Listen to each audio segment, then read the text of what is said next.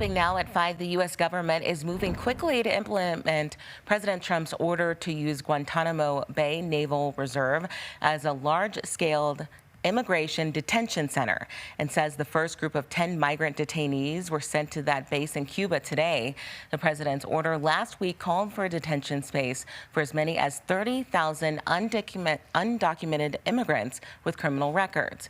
And new at 5, the Department of Homeland Security is ending a status protecting thousands of people in Colorado from deportation. It's called the Temporary Protected Status designation for Venezuelans. It was granted in 2023, is now set to end in 2 months.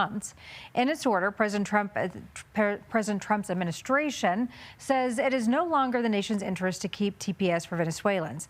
The order says the status incentivizes illegal immigration, and the presence of these migrants has cost U.S. taxpayers billions of dollars, and some of those who have come to the U.S. are gang members. What this means for families, we know, certainly unclear, but your reporter in Denver, Jasmine Arenas, caught up with one who is now feeling uneasy about their future. Jasmine. That's right. More than a year ago, Genesis Saloom and her family were more than happy to be here in the U.S. and receive legal documentation as well to be able to work and live here. But now that future is uncertain. She and her family don't know what's coming next. Actualmente me encuentro trabajando en la compañía Xiaomi. A year ago, Venezuelan migrant Genesis Saloom expressed relief and had high hopes for the future. El día que recibí mi documentación legal, primero me llegó el socia. Y cuando abro y dice Genesis Saloom, yo no encontraba qué hacer.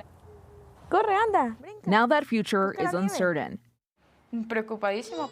She says she's worried about her future in the U.S. after learning of a decision to end legal protections for hundreds of thousands of people who fled dictatorships and looked for refuge in the U.S. The decision to remove TPS comes as a Trump administration official has been meeting with Venezuela's president Nicolás Maduro and negotiating the release of several American hostages.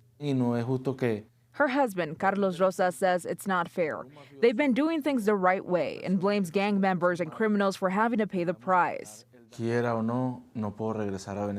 He adds going back to Venezuela is not an option. Because for him, that would mean he would get tortured by the government out there and eventually killed. The new regulation set to be published this week would end temporary protected status for hundreds of thousands of Venezuelans in early April, including Genesis, who a year ago was working cleaning offices in Aurora. Carlos says he fears for the future of his family. If it came down to deporting him out the country, he prefers to be sent to Colombia. Depórtenos a Colombia. Well, now Genesis is pinning her hopes on her family's asylum application, and those who do not have any asylum claim can be vulnerable to deportation. But Karen and Michaelia, it's all a case-by-case basis, and they're hoping that under U.S. law you cannot be deported if you have an asylum claim pending.